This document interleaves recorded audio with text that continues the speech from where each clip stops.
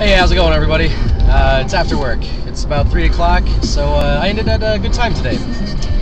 I had 2 admissions today. One was at a private residence and one was at a nursing home, and they both went great, and everybody was very well adjusted and confident, and it was one of those situations where other of my other coworkers had started this process ahead of time. And it's always, amazing to see when I jump into the process a little bit later and do the actual admission assessment, how much teaching these more experienced nurses have done in a small amount of time, and how clearly they've communicated everything. And maybe they were well adjusted to begin with, but for the first one, I kind of almost felt like a lot of my work was done for me already, because the hospital liaison nurse had already done so much to prepare the family before I even got there, so everything went very smoothly. And I've got to find time to do my homework tonight, because tonight is I did the Wednesday night homework, but I've still got Friday night homework to do. I just have to respond to my classmates' discussion posts, so that's what I'm going to do tonight before midnight at some point. And I think I'm not working tomorrow, which is kind of nice, because I think this will be my first day off. My first day off in over a week, maybe. I don't think I've been recording one of these every day that I've worked. But I think the last day that I had off was like I think it was Wednesday last week was the last day I had off. Which is good. I definitely need the shifts, but it'll be nice to have a day with nothing to do also. I'm looking forward to that. And so this time when I went to the nursing home to do my other admission, I brought a bunch of marketing stuff with me, like these car magnets, and stuff like that.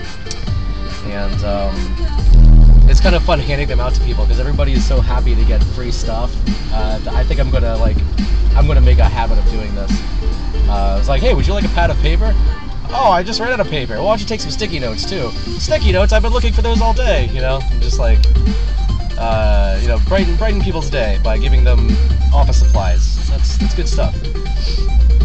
But I didn't have any pens, and there's actually kind of a funny story about the pens, because when I did my in-service, I got this idea because of this in-service I did 2 days ago, and the community liaison or community outreach person who came with me brought some, marketing swag, like pens and papers and stuff. And then when we tried to give some out at the nurse's station, the nurse that we were handing the pens to quite sensibly asked, what color are the pens? And I didn't know, so we tried one, and they were blue. And this was one of those teachable moments, because nurses never chart in blue. We always chart in black. And maybe, I don't know if that's a legal thing or if that's a tradition thing. And of course, sometimes we use red pens or green pens to circle some things or underline some other things. But the actual legal charting that we do is always in black. And I thought it was for photocopying. I thought that was the reason, but apparently blue pen photocopies just fine. And in fact, in the legal profession, legal documents are often signed in blue. To make it clear which one is the original, I guess. You can tell which one the original is because the handwriting is in blue. So I'm not sure what the reason for that is. That's maybe something, if anybody out there knows why nurses always chart in black and not in any other color, let me know. I'd be interested in finding out, because I always thought it was because of the photocopying thing, but apparently that's not true. But I love going to the nursing homes. I ran into one of my old buddies from the who does the drug deliveries, from the long-term care facility pharmacy, and drives around and drops off all the medications. And he recognized me even though I hadn't seen him in 5 months or so, and shook his hand and stuff. I don't know. A friend of mine's having a party today, so maybe I'll go over to that party and do my homework and my charting there. I like doing my homework and my charting somewhere other than my house,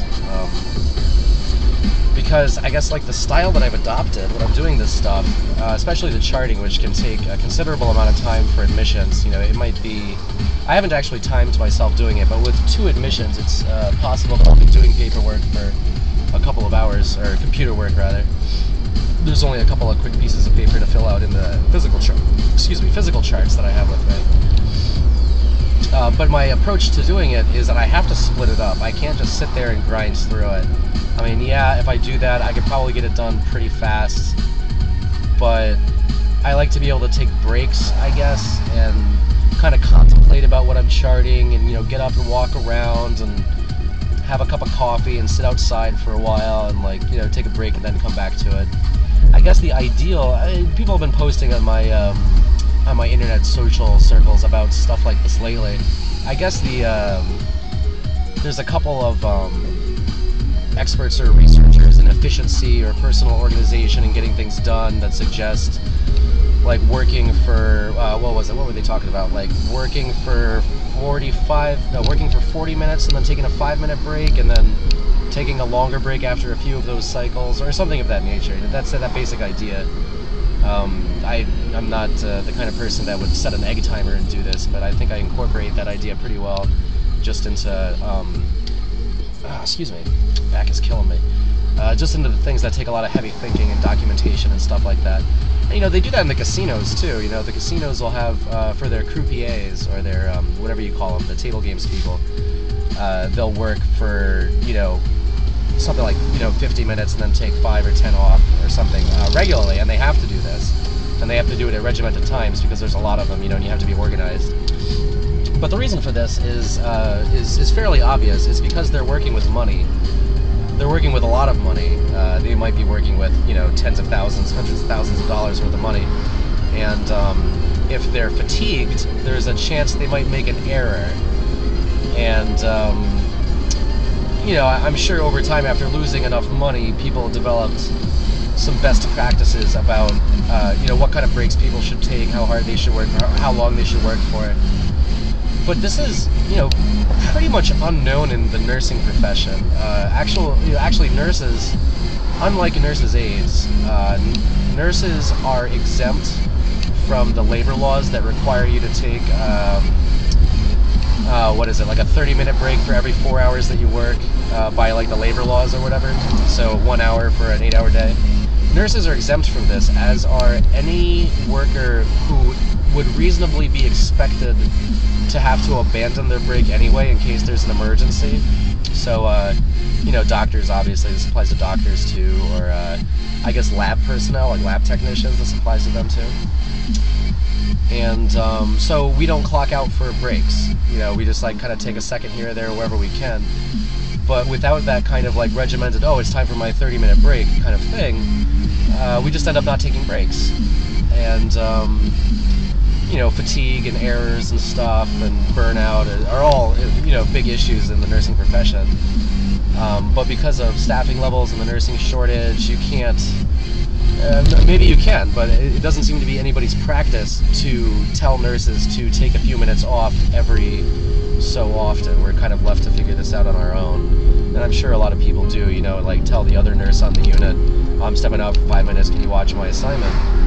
But in some milieus, that is not feasible. You might be the one nurse for this 8-hour period for these 40 people, and it's just not feasible to get somebody else to cover for you. So we take our breaks where we can get them, and we learn how to eat standing up, and that's just the way that's got to be. Unless you're doing home care and consulting like I am, in which case you can take breaks much more frequently throughout the day. Let's see. Well, I did hear something about ICU nurses, or some ICU somewhere. Maybe it was Mayo Clinic or something like that. Instead of the 8-hour nursing shift, they started doing the 4-hour nursing shift, which is pretty interesting because the 4-hour nursing shift, not as likely that you'll get fatigued just working 4 hours straight.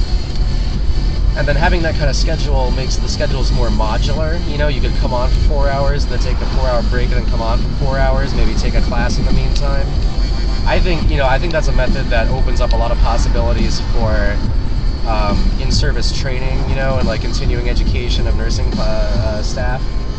If you have the 4-hour shift, you can fit it into the day more. But I mean, if you're working an 8-hour day, by the end of that 8-hour day, maybe you've got family to attend to, or you've got another job, or you've got something else going on, and you don't have time to do an in-service, so instead they do it during your shift, so you gotta scramble to catch up on paperwork and stuff.